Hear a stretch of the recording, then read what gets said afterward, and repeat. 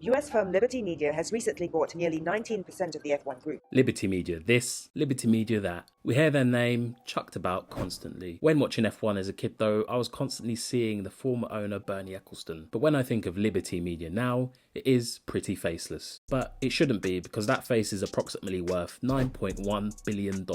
In the past, I've seen Chase Carey as being the face, and now Stefano Domincall, but both of these men are just running F1 and they're just doing their job. In the words of Toto Wolff, none of these geezers have skin in the game. So I wanted to find out who's calling the shots of one of the greatest sports on the planet. A few of you already know his name, but what I was surprised to find out was that I was his customer outside of F1. His wealth is spread across so many household names, and very interestingly, it was hard to understand the information, and it was almost like they didn't actively want to promote the full extent of what their business activities looked like. Welcome to the Racing House, my name is Saki, and keep watching to find out who really owns F1, what else they get up to, and how this will impact on Formula 1 long term. I wanted to make a video about who's calling the shots in F1, and boy did it take a lot of concentration to make this video.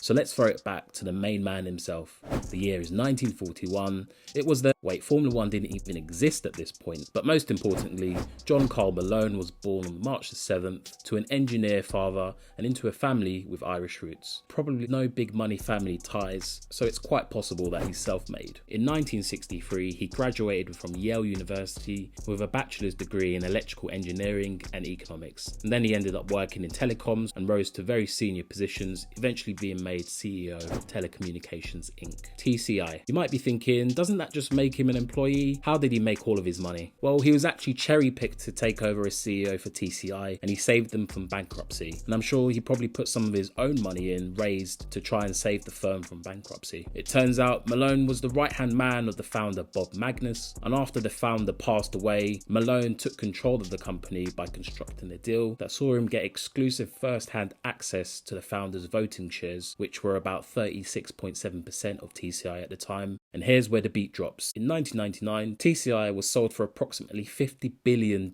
because he'd saved it and built up the company so well. But how do you go from saving TCI from bankruptcy to selling the company for that amount? He grew it by buying up other companies using debt, creating a continuous cycle of growth, which looks a little like this. They buy up more cable companies, which leads to more subscribers, leading to a lower cost quoted for them to obtain programs, which increases the cash flow, which then allows them to buy up more cable companies. John Malone carried out this plan ruthlessly, and in total he acquired 482 companies from 1973 all the way up to 1988. This was a rate of about one every 2 weeks, which is astonishing. And beyond this, he's notorious for acquiring companies and creating complex business structures, so researching this video was an absolute nightmare. So F1 is just one small part of his huge business empire, and here's what his overall business empire really looks like. And as you can tell, it's made up of dozens and dozens of companies, and some absolutely huge brands such as Virgin Media, TripAdvisor, Formula E, ITV, Vodafone Ziggo, and QVC Shopping. He's got 2 kids, and given that he's 80 years of age, one of them is likely to inherit the whole business or take over after he's retired. So what does this mean for F1? Well, I think Toto gave it away recently where he said that F1 and FE are owned by the same man, and it may be possible to run races at the same track. And this makes perfect sense why John Malone would want to try and push on with this type of ambition to try and bring Formula 1 and Formula E closer together. Mainly because Formula E has been running at a massive loss for quite a while now, and one way that he would be able to make it more profitable is by combining Formula E race weekends with Formula 1 race weekends and other racing categories. This could potentially increase the amount that tracks would have to pay to host a race. It could also increase the prices of tickets to fans because they'd actually get to see more races in different categories throughout the whole weekend. These fans would be more likely to attend more of that race weekend and spend more money. And overall, it would allow them to lower the operating cost, because if all of his companies, i.e. Formula 1 and Formula E, are at the same Grand Prix circuit on the same weekend, it has the potential for him to merge different operating arms that support Formula 1 and Formula E, thus lowering the cost to go racing as a sport. He also buys up companies aggressively. His companies are now very involved in Formula E, and if you look at their website, you wouldn't necessarily be able to tell that Formula E is one of Liberty's or for Malone's companies. And recently, Formula E is invested in Extreme E, so if Formula E are invested, so is John Malone by default. I wouldn't be surprised if he spreads his wings even further by buying up other racing categories. I think as long as the companies are working for the good of the sport, it is a good thing. It will make the sport more efficient, but I do hope that we don't see prices increase as a result of what I predict. And overall, given that Liberty Media have been involved in Formula 1 for a few years now, I'm quite impressed with how they're bringing the sport up to date. They've also managed to connect with newer audiences on digital platforms, which I hope they continue to do, because that is where a lot of the younger audience will be. Now, time for you to get involved. Do you know any other key bits of information about him? Have I missed anything out? Let me know what you think regardless in the comment section below. But that just about finishes off my video on who really owns F1 and how it's going to impact on Formula 1 in future. Until next time everyone, thanks for watching.